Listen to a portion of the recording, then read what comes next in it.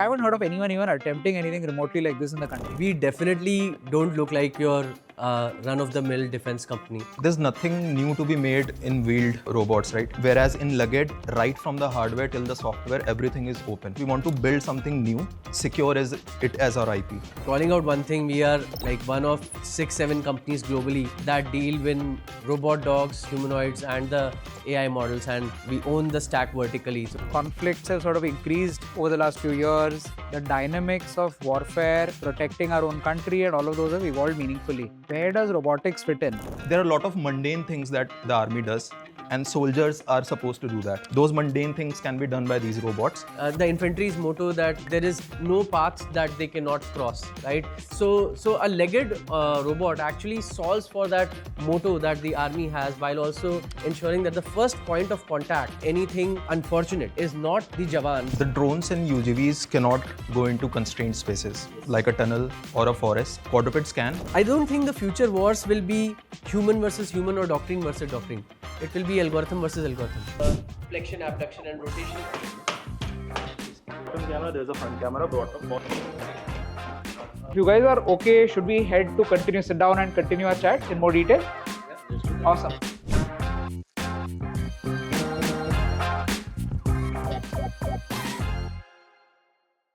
Hi everyone, welcome to the next episode in the Defending India series by Elevation Capital. In the earlier episodes, we talked about the overview on the defense market in India, the opportunity for startups, and how the world situation is evolving right now. Today, we are actually meeting a very interesting company building in this space. So we are going to be visiting General Autonomy. They are one of the pioneers for robotics and autonomy in defense use cases in India.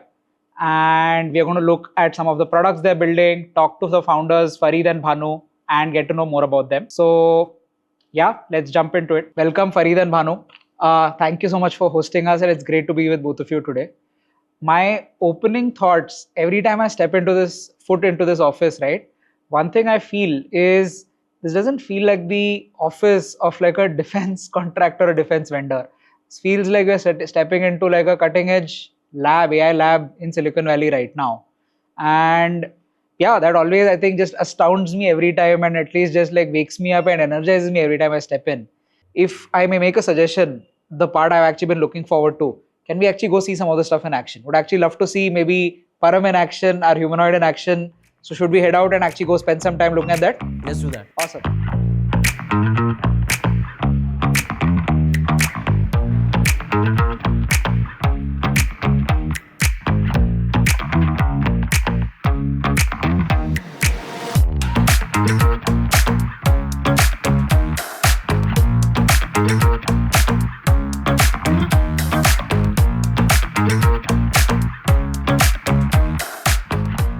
Bhanu, Farid, this was fantastic. It was actually great to see it climbing steps, and this is like wood, right? And like even coming down the ramp, being able to recover, all of this honestly feels futuristic. Feels like, oh, like I can't believe this is possible.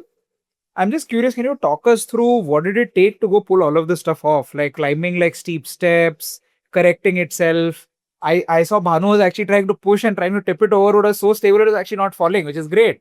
And even when it fell, like it was able to course correct almost immediately. Like maybe just so you guys can talk through what it took to actually make all of this stuff happen. It'll be great. Okay, so the most of the stuff that you saw is based on rigid contacts. So that can be trained in simulation. So every capability that you saw was trained in simulation and being deployed directly here without any extra, real world training. In simulation, we, simulate these kind of terrains, and the robot is expected to cross over following a certain velocity, whatever we provided. You can also see two cameras. There's a bottom camera, there's a front camera. Bottom camera is supposed to model these near surroundings of the robot. The front camera is supposed to give more information about further out, probably like 5 meters, 8 meters, right? So these camera input go into a neural net that constructs a surrounding even without having a back camera, right?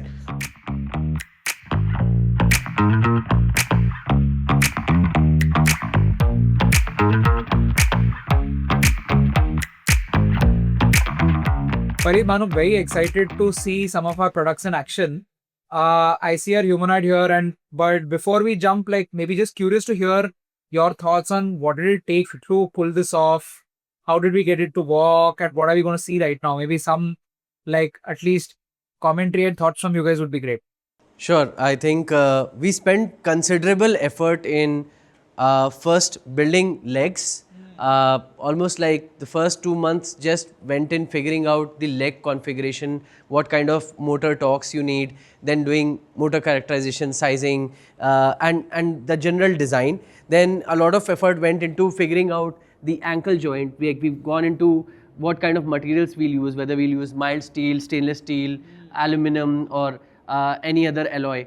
And this current version is, I think, the 7th iteration of the ankle joint.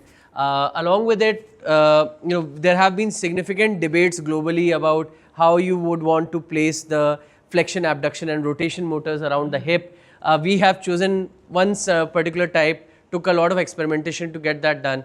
But yeah, all in all, once the legs were figured out, the biggest problem that was sim to real gap, like covering the sim to real gap, started, and there's an entire field called system identification that Bhanu can maybe talk about, where we spent close to almost like 2 quarters just perfecting it. Because unless you do that, the robot really doesn't know what it has to do, howsoever better you may want to train it. To sort of start off and set the baseline for today, I actually want to ask a very simple question, which is why robotics? And we're all seeing how the situation on the world stage is evolving right now. Conflicts have sort of increased over the last few years. The dynamics of warfare, protecting our own country, and all of those have evolved meaningfully. In this situation, where does robotics fit in? What is the role of autonomy and unmanned systems in helping us achieve some of these goals? Would love to maybe jump in and get both of your thoughts here. Sure. Thank you so much, Ashray, for having us over. And you've given us a big question in many parts now. Yeah, so we definitely don't look like your run-of-the-mill defense company. We are very much a AI and robotics company. At the core of our work is the fact that AI models have become very, very capable in the recent past.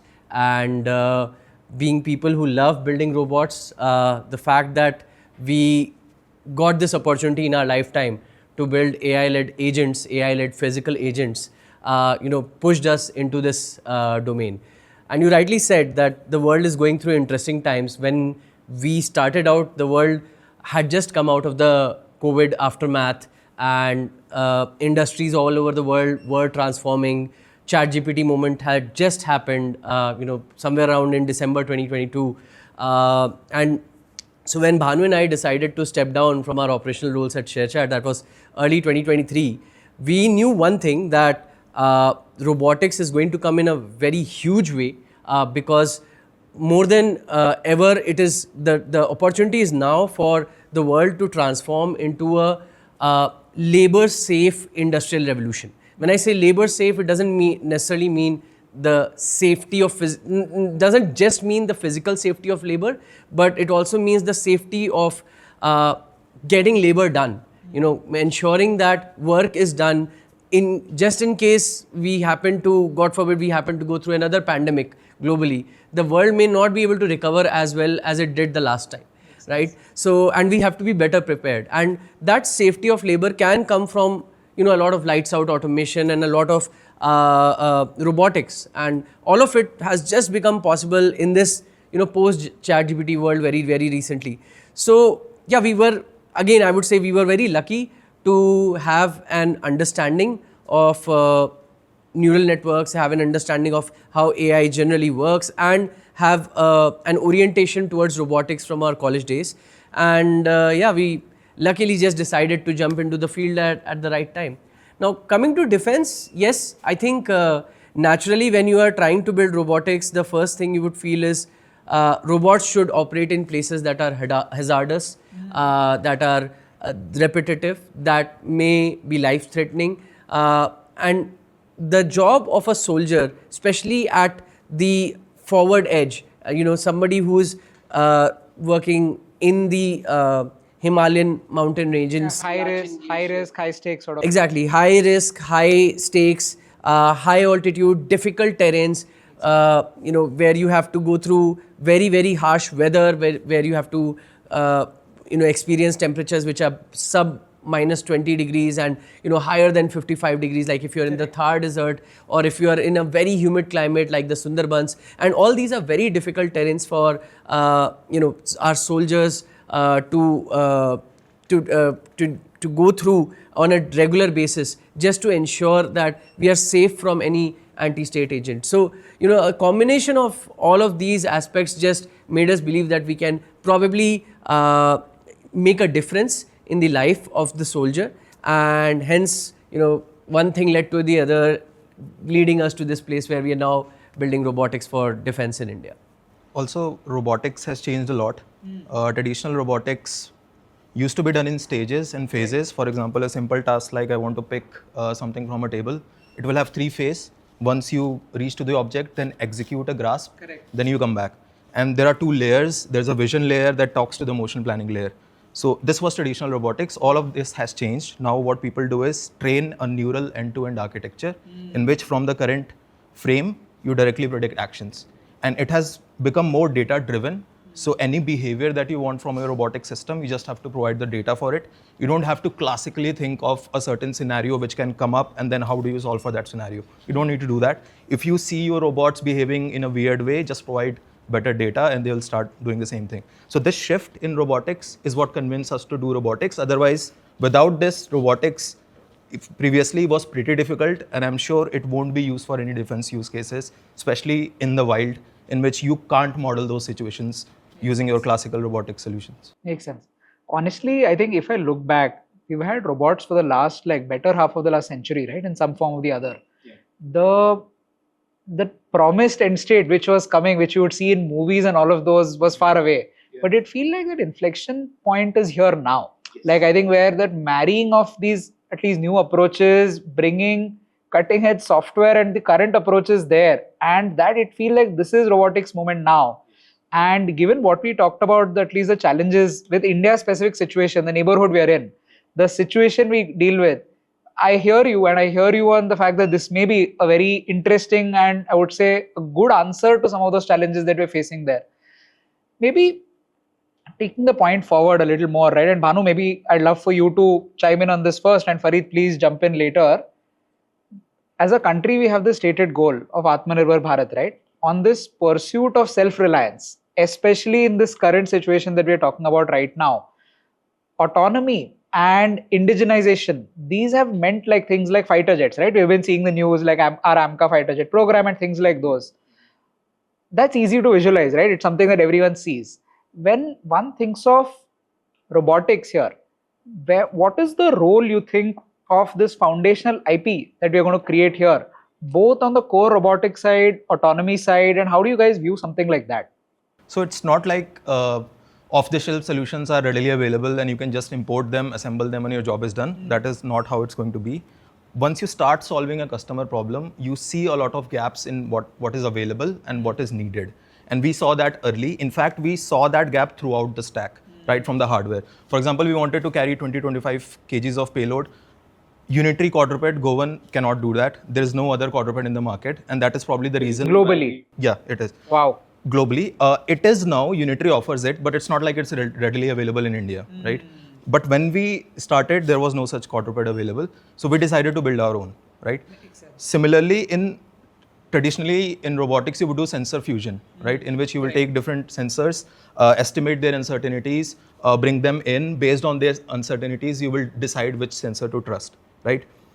This solution does not work well in real world. What you need is a neural fusion in which you are providing all these raw data to a neural network, and your neural network is reconstructing a certain state that your robot expects. So all those temporal noise, etc., gets cancelled out, and you see a very consistent state view. And you also have attention layers which can focus on a certain state and then get you the desired behavior that you want.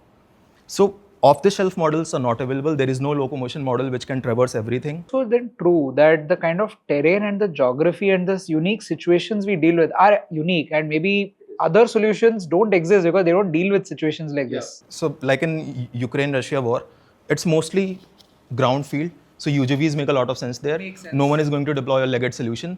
But the moment you go off-road in a Himalayan area, you would need a legged solution. Yeah, the math changes completely. Yeah, completely. Your UGV cannot cross that area. Interesting.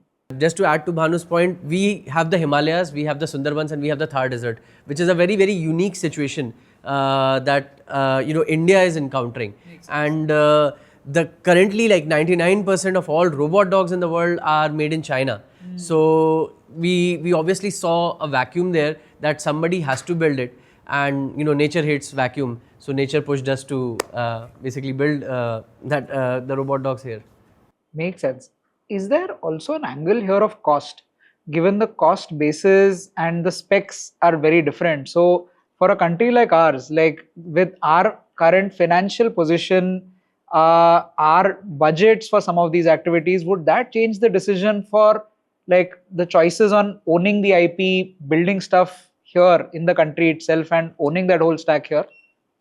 Yeah, I think one of the key reasons why there's a major push towards indigenizing a lot of these things is because we spend too much on importing things from foreign nations, and moreover we don't have 100% technology control. We don't get the 100% TOT, technology transfer, done in most cases.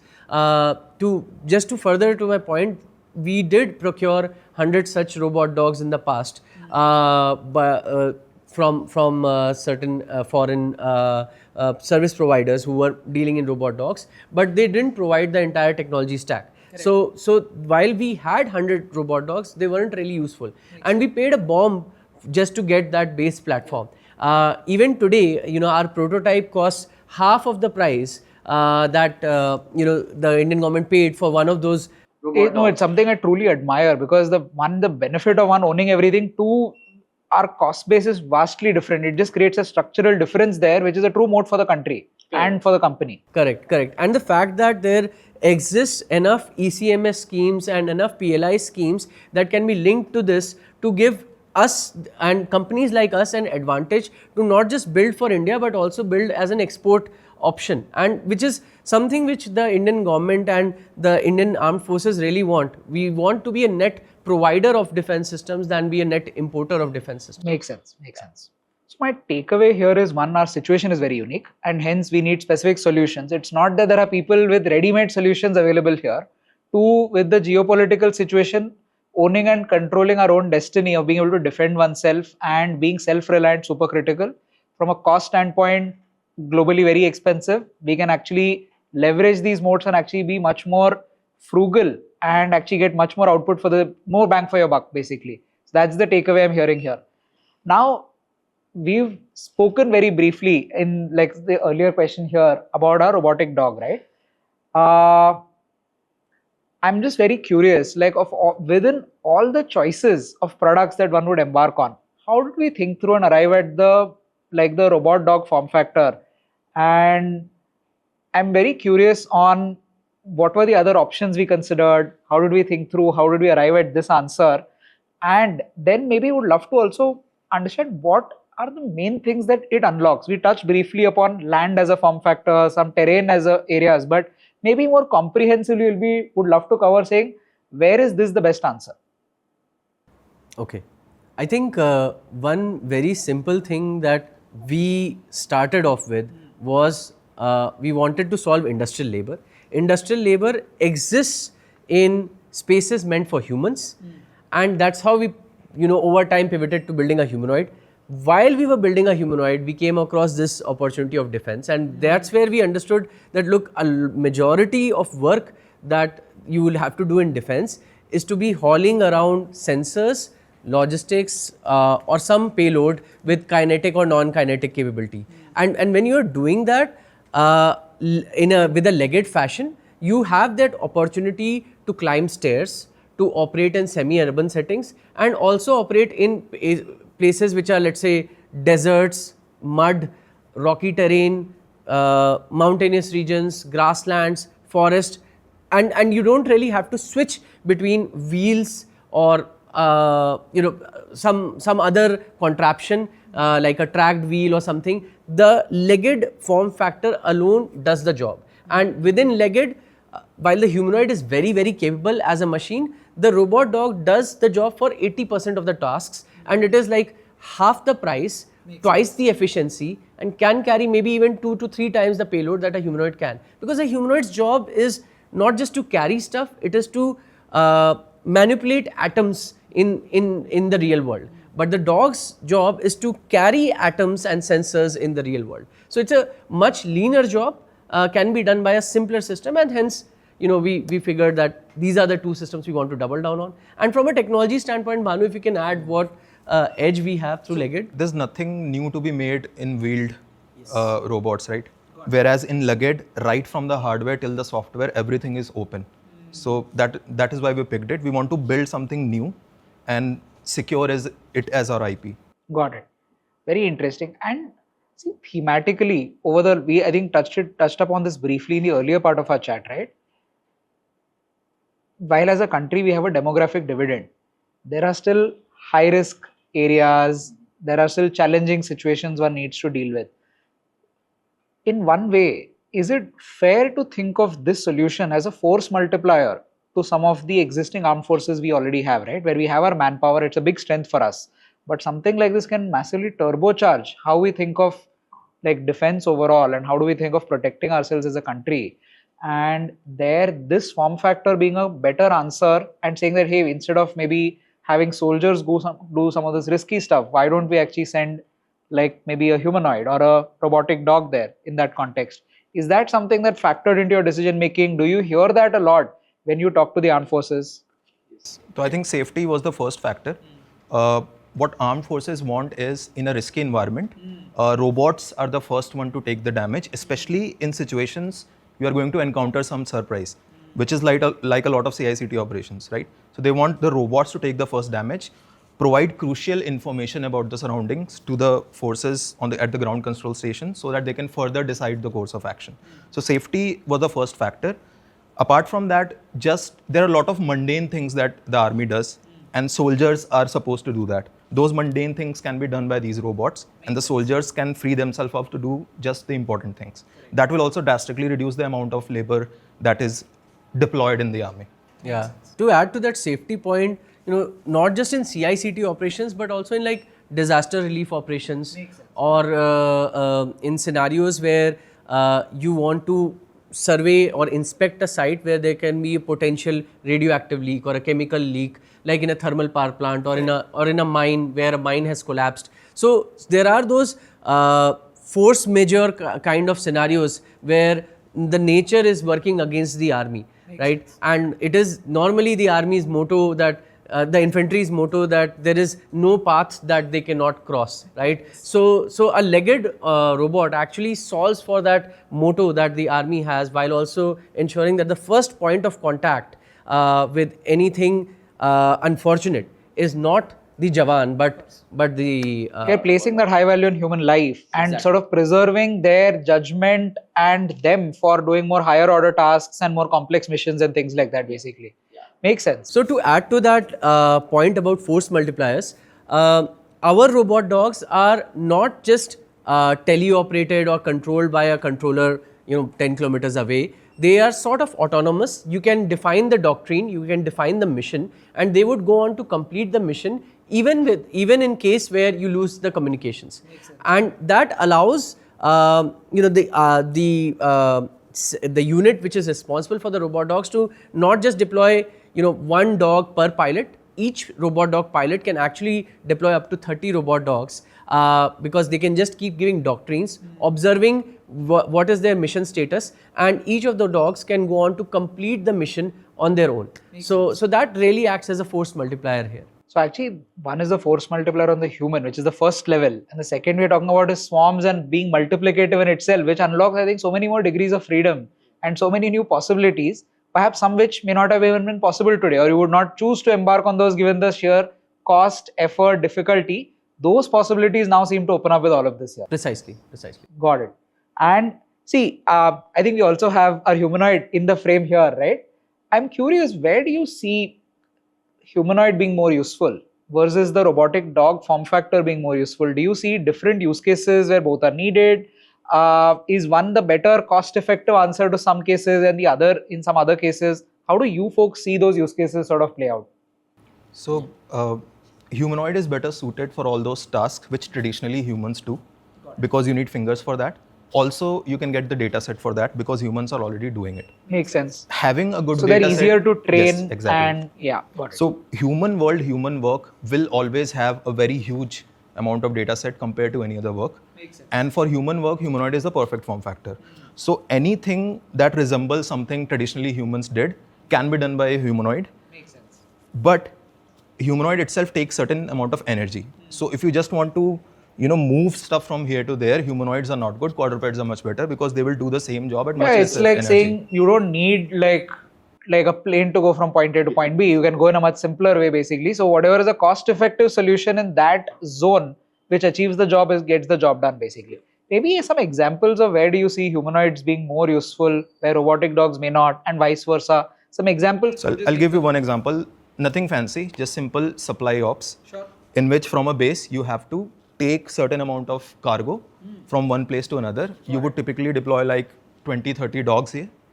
But dogs cannot load the cargo themselves, right? So there are going to be humanoids who will reach to those locations which dogs cannot.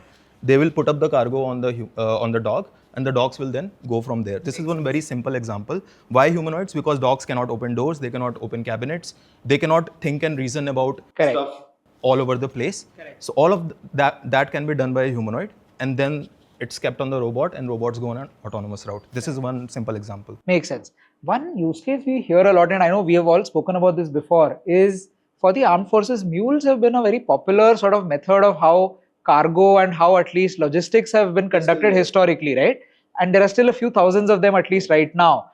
And there are a lot of benefits of that, but there are also cons in some of those. Is that a scenario where we see our quadruped robotic dog form factor be a potential solution, maybe perhaps? Definitely. That's actually like the first use case that the armed forces were able to figure out for the robot dogs, and that's the reason why the Indian doctrine currently calls it a mule.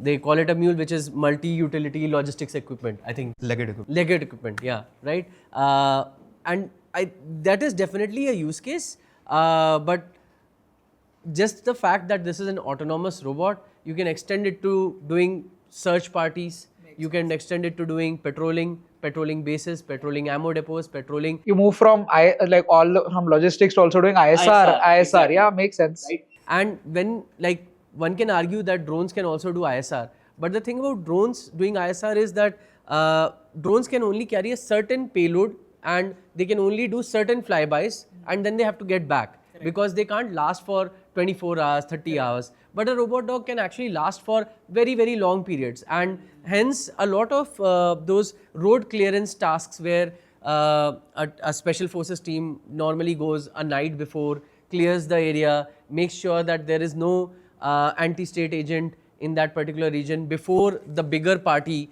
the bigger platoon actually moves through that area the next day, can actually be done by things like a robot dog. Makes sense. The drones and UGVs cannot go into constrained spaces like a tunnel or a forest. Quadrupeds can, and they can also hide very easily compared to the other two embodiments. So they definitely have a place in the broader scheme. It's a very interesting point. Given I think the size and the dexterity, you are much more discreet and can be more stealth, which can be very useful in these ISR like scenarios basically. Makes a lot of sense. We talked a bit about drones here as well, right? How do we think of the automation stack? Like we are of course solving the ground part of it, right? But rightfully so across the armed forces, we are seeing automation happen and autonomy happen on aerial sort of missions. We are seeing that happen on the ground. We are seeing that happen underwater as well, right? And I think robotics and at least marrying like cutting edge software plus the right hardware seems to be the right answer here. In terms of UGVs, like maybe if you can go a step further, saying what more do you think are possible? Historically, because ground has always been, let's say, more moving, like it's more armored equipment of some form, like tanks, like trucks, any of those. But do you see new possibilities open up, new form factors for robotics here, which could actually solve any problems for the armed forces? Yeah, definitely. I think the Ukraine war has actually taught us a lot about UGVs. There are, I think, 2 to 3 companies which are globally who are doing very well in providing autonomous, optionally manable, unmanned guided vehicle.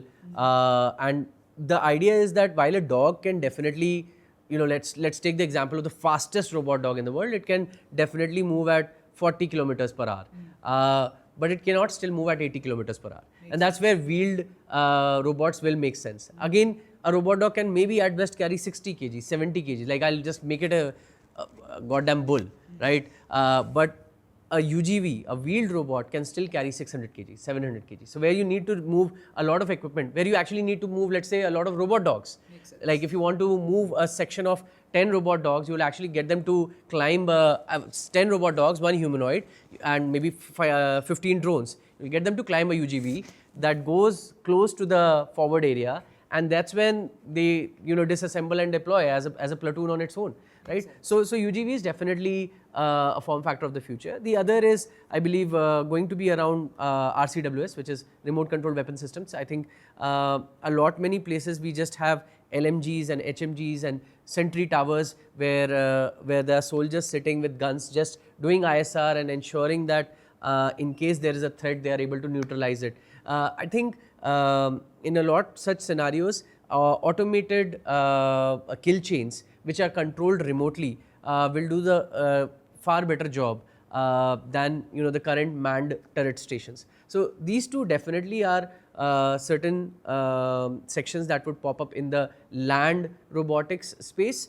There will of course be a few others, like you can think of an anti-aircraft gun which is possibly able to move around on its own, but I think those are still farther away because those are much heavier equipment, much more ordnance support is needed to Makes sense. make We always walk reality. before we run.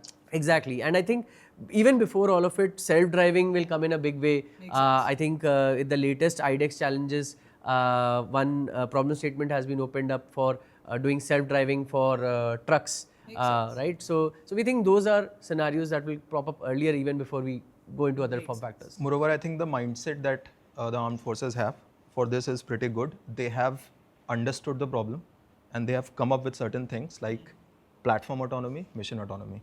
Platform autonomy is about your hardware components doing some autonomous things on their own and have a well-defined protocol on how to control them from a network.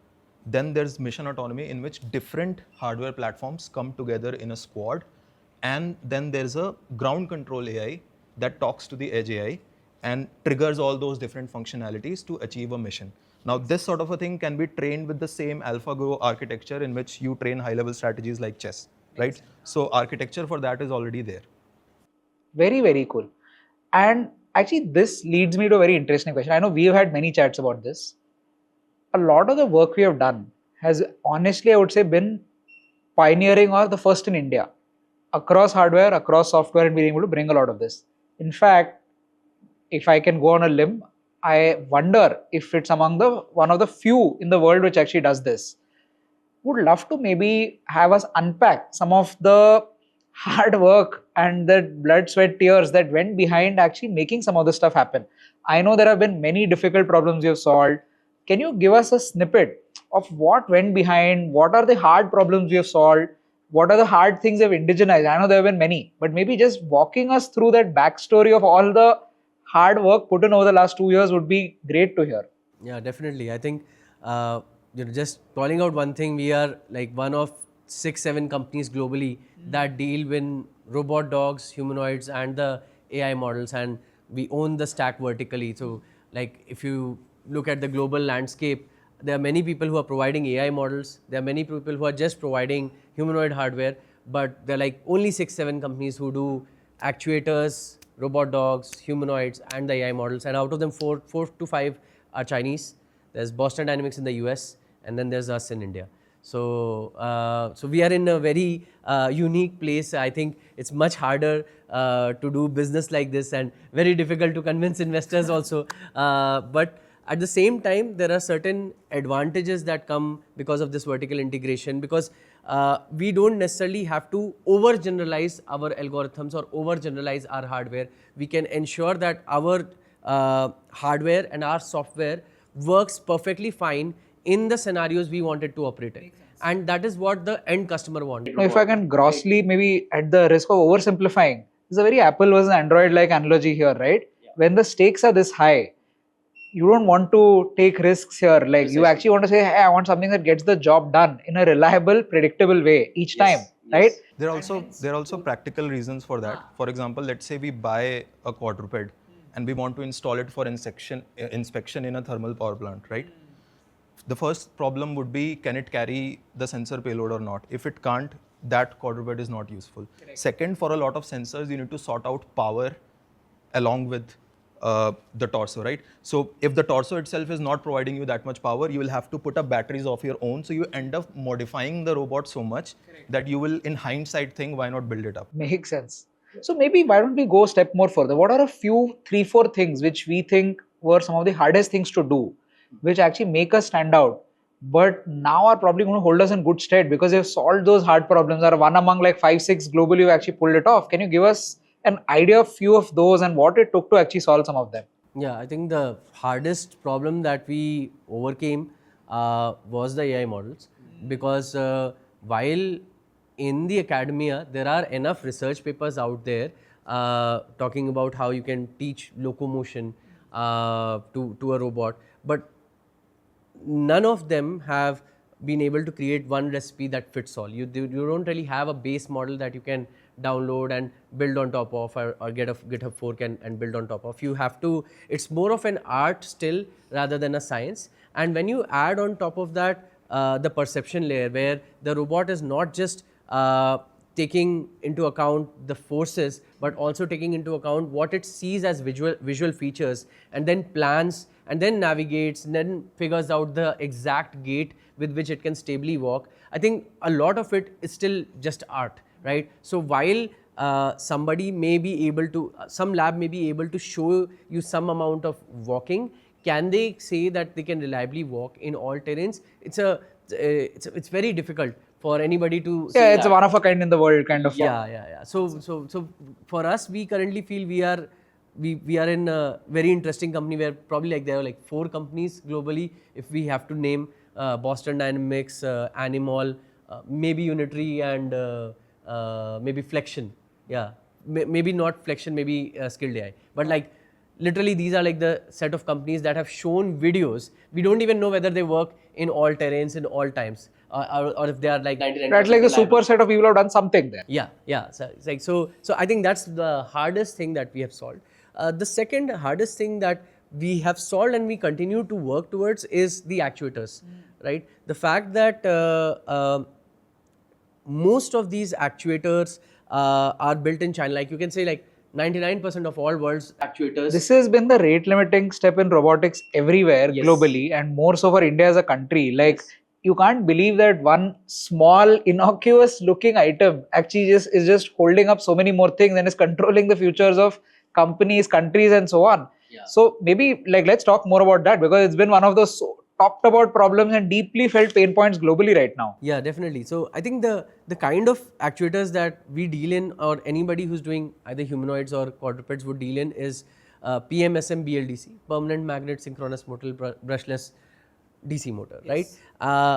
The one important thing about this PMSM, this one specific PMSM that we use is called a QDD. It's a quasi direct drive motor where the gear reduction ratio is lower than 20:1, right? When you normally look at motors for EVs or any of those, you would not have a 20:1 gear ratio. You would have probably like 100:1, where you are having a very high RPM, low torque kind of a scenario, or like in the case of drones also, drones may you would possibly do direct drives, where you'll have like extremely high RPM. But here you need low RPM and you need high torque, because you don't really have to rotate the full arm, right? You just have to put enough torque out there to push your body forward, right? So, and this field of QDD is not even 10 years old. This is a relatively new field. This I think this entire field was born out of Cheetah 3. MIT had this robot called Cheetah Mini 3, I think, where there was this one particular PhD student who made QDD, and then the entire China followed it, and then Unitary perfected it, and because all of it was being made in China. They ended up perfecting the entire supply chain for it, right? So when we started to build our robots, at first we decided not to use, not to go after building the actuators ourselves. We first decided, let's go after the hardest part, which is getting the AI model solved. And as we are building the AI models, as we are getting the robots right, because it's not just you get the actuators and the action models and everything will fall into place. You have to build the system through the process. Like we designed our own batteries, like we designed our own limbs, we designed our own structures, we designed how we've designed our own VIO stack, which is like visual inertial odometry stack. We've designed a bunch of technology stack that makes the system possible. But the actuator is something where we have taken a lot of time. And simple reason being that you want to make sure that your starting point is not something which was happening 5 years ago or 7 years ago. Your starting point should be something which the industry has already adopting as the latest. And is future proof. And is future proof, exactly. So we've taken our time. We've now come to a place where we are confident about shipping actuators that have that can pack a 120 Newton meter, 150 Newton meter punch, right? Which is very, very crucial for getting either humanoids or robot dogs to achieve the task that we want them to achieve. So these are like the two core things. I obviously mentioned a bunch of things that we did in the middle as well. But yeah, I think for anybody building a robotic system, this is going to be a challenge that you're not just doing one or two things, you're going to do 30 to 40 things, and a lot of them, once you start going deeper, you understand it's not actually solved. And while solving, you might not even get to a general purpose solution. You might get to a very, very specific solution. That's why we say that it's not a science yet. It's scientific art where we stand today. Yeah, I remember that when we first built our humanoid prototype, we had already worked on humanoid locomotion model before. We successfully ran it on Unitary G1, and we thought at least locomotion model job is done. Now, once our prototype is ready, we will just use the URDF, train it in simulation, it would just work, but it did not work. In fact, after a lot of tries, it did not work. Then we had to work specifically on the system identification of the hardware. It's not a difficult process, but it takes time.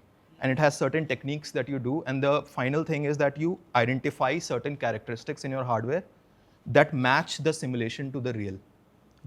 If there's a gap in simulation and real, the robots won't work. No amount of amazing foundation model would be able to make it work if there's a gap. So we had to work on that. Only after that, our locomotion model started working. Then we also worked a lot on how to handle these complex terrains. So in simulation, we create those complex terrains, and then we have a perception layer. We have worked a lot on the perception layer. We initially tried very simple depth camera feed and then simple fusion.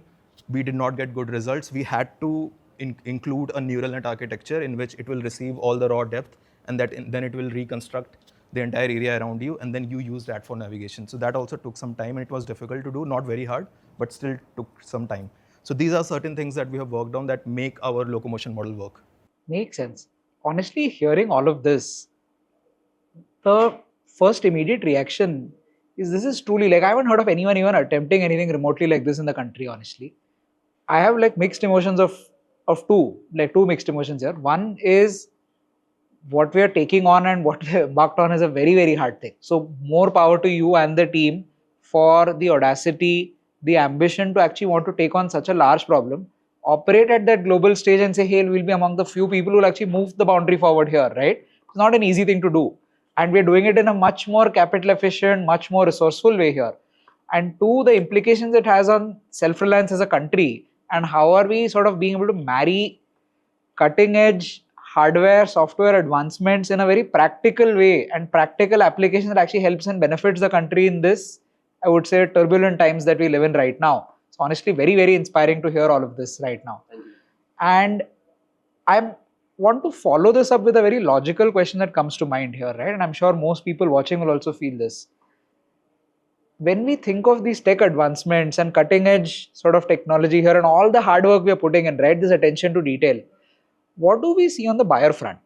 Do we see at least senior leaders in the armed forces sort of show that willingness to hear us out, express these needs, have that level of, I would say, thought process, which is also equally, I would say, forward looking in that sense? What has been our experience? What have been our learnings? I know we have sort of talk to a lot of them. We interact very regularly. Would just love to get and understand that side of the picture a little more. Sure. So I think we've definitely benefited from the push on modernization. The armed forces, we've just only recently, like 7-8 months ago, is when we started interacting with various arms of the armed forces, and we've only found people very curious and interested in knowing how they can really improve the working conditions, and two, the defensibility or the deterrence capability that the nation has today.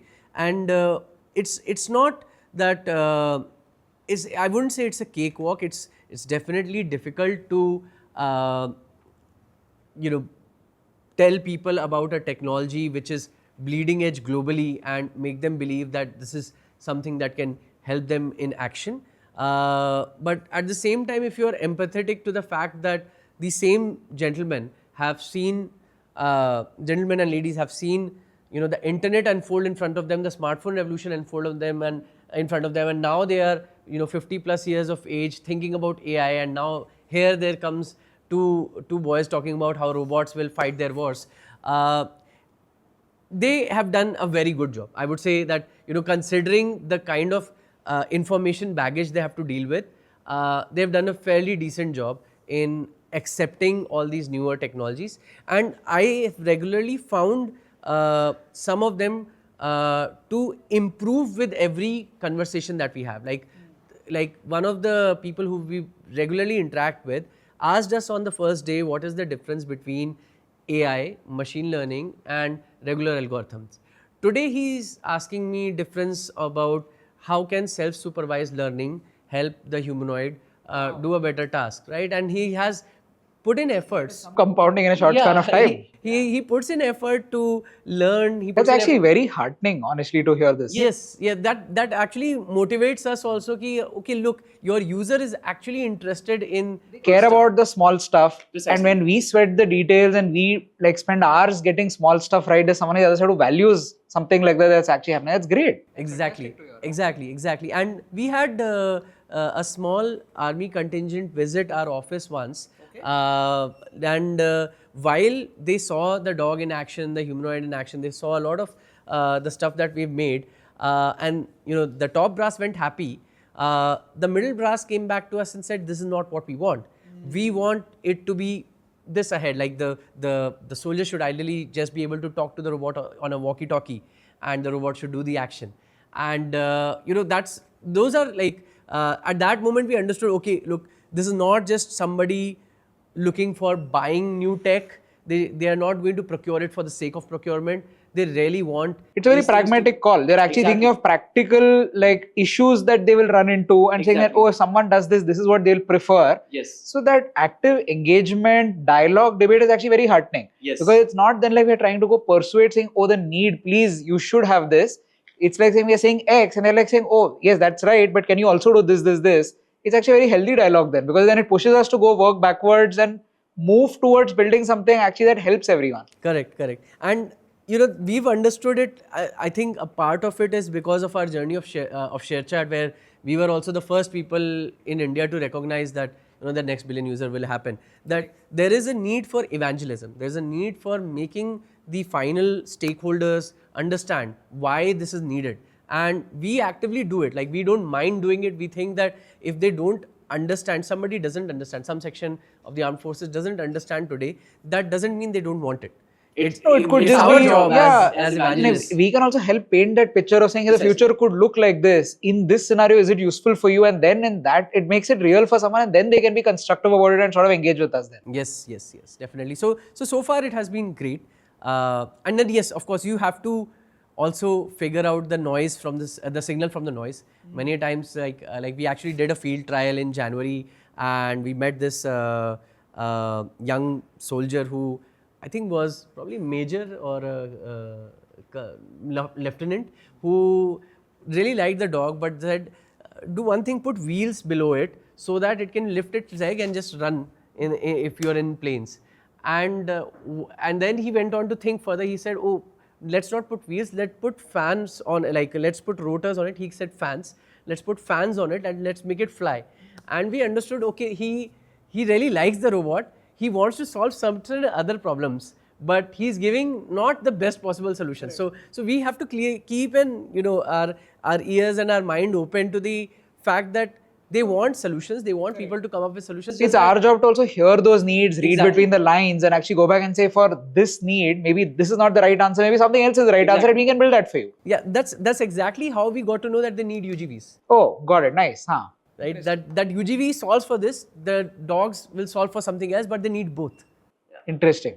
So I think in this whole modernization effort, it almost seems like what we are doing and robotics and autonomy are no longer like a futuristic science project, but something which actually has that sense of urgency with it, has that sense of, I would say, pull, for lack of a better word, to say that, hey, something like this is something we need today in today's time and age. And I honestly, correct me if I'm wrong, but that's what it feels like, and that feels very heartening.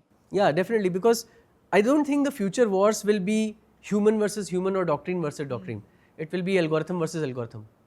And the fact that the enemy that we have today, whether it is a conventional war or a non-conventional war, when I say non-conventional, I am talking about CI/CD operations, everyone would end up adopting things like drones, right? And everyone eventually will end up adopting SOM AI. So automatically you are looking at algorithms that can really try to hurt the sanctity of your borders, or they challenge the sovereignty of your country. So automatically we have to be in a position where our algorithms are superior enough to counter those algorithms. It's not about these are not weapons that we are making here. These are methods with which we can deter situations that can hurt our civilians, hurt our population, and hurt our armed forces. This has also been like feeds into the doctrine of how the country thinks through. How do we be ready? Yes. How do we make sure we have the right safeguards? How do we be self-reliant in all of those? Exactly. And that's another reason why we didn't go so much into drones, because